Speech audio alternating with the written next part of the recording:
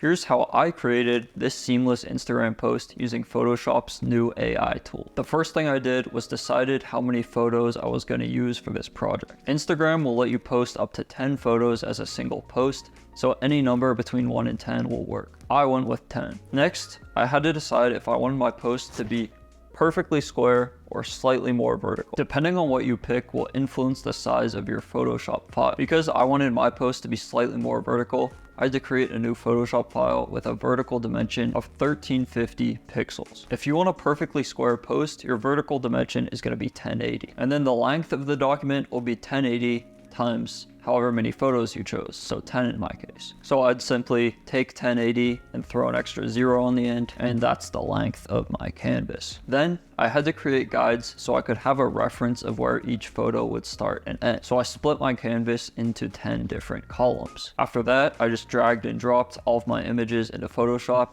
and positioned all 10 of them into their respective slots. Now it's time for the fun part, but also the most annoying part of this process. It's time to blend all the images with generative fill. This process takes a lot of trial and error, so be patient when you're going through this process. The key here is to have photos with similar elements that the AI can blend between. For example, having one photo that was shot at the beach and then the next photo shot in a parking garage probably won't give you the best results because nothing's really similar throughout the two images. But having two photos with mountains in the background, for example, could give results so good that it just looks like a single seamless mountain range in the background of your photo. If you have people in your photos, this next step is crucial. Select the photo with the person in it and then click Select Subject. Then click Ctrl J or Command J if you're on a Mac to copy your subject to a new layer. Then make sure the layer that only has the subject on it is at the top of your document. It has to be above all your background layers. What this does is make sure that AI doesn't horribly disfigure your subjects